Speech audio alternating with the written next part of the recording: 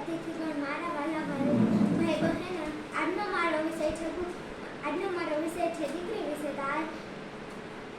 દીકરી ઈશ્વરને આપણે કરેલું કન્યાદાન છે. દીકરી એટલે ઈશ્વરના આશીર્વાદ નહીં, દીકરી એટલે આશીર્વાદના મળેલા ઈશ્વર. એક લીલા પાનની અપેક્ષા હોય પરંતુ આખી વસંત ઘરે લઈ આવે એનું નામ દીકરી. જેની એક મીઠી મુસ્કાનથી પિતાનો આખો દિવસનો થાક અને કંટાળો દૂર થઈ જાય એનું નામ દીકરી. મા બાપ બનવાનો દરેક વ્યક્તિના નસીબમાં નહીં. મા બાપ બનવાનો નસીબદાર વ્યક્તિના ઘરે જ દીકરી જન્મે છે. એટલે તો કહેવાય છે કે દીકરી જન્મે ત્યારે લક્ષ્મીજી પધારે, એવું કહેવાય છે. દીકરીના પગની પાયલના ઝંખાશે, મંદિરની ઘંટડીઓના રણકાર પણ મન પડી જાય છે. દીકરી વગરના ઘરમાં એક અજબ પ્રકારનો ખાલીપણું અનુભવે છે.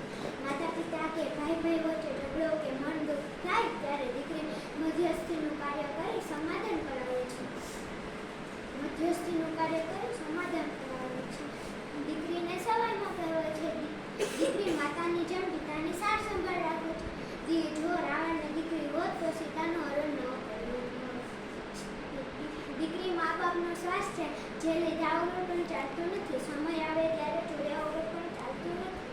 દીકરી એટલે કાળિયાનો કટકો, સંવેદનાનું સરોવર, સ્નેહની સરવાણી, પ્રેમનું પારવું, હેતનો હિંડોળો, ઉછળતો ઉલ્લાસ, પ્રહારની વર્ષા, ઝાલરનો ઝણકાર, ફૂટાની પોરખ, ધરતીનો ધુકારો, પૃથ્વીનું પાનેતર.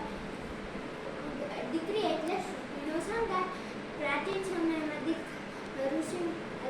સમયમાં સ્ત્રીઓ ઋષિમુનિઓ સાથે જપ કરતી. મધ્યયુગમાં તેનું મહત્વ ઘટ્યું હતું. દીકરા કરતાં પણ દીકરી સવાઈ સાબિત થઈ છે. રસોઈયાથી માંડીને ડોક્ટર, વકીલ, શિક્ષક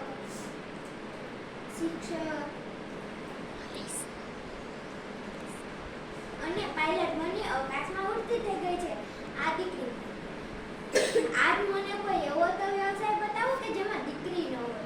આપણા માન્ય વડાપ્રધાન શ્રી નરેન્દ્રભાઈ મોદીએ દીકરીને બચાવવા માટે બેટી બચાવો, બેટી ભણાવો, નમો સરસ્વતી, નમો લક્ષ્મી જેવા અનેક કાર્યક્રમો દીકરીને આગળ વધારવા શરૂ કર્યા છે.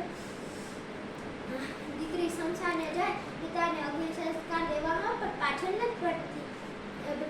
દીકરી માટે પ્રાચીન સમયમાં વપરાતા દીકરી એ સાતનો ભારો, દીકરી એ પાકતી થાપણ, દીકરી ઘરનો ભેજો જેવા અનેક ખોટા સાબિત થયા છે.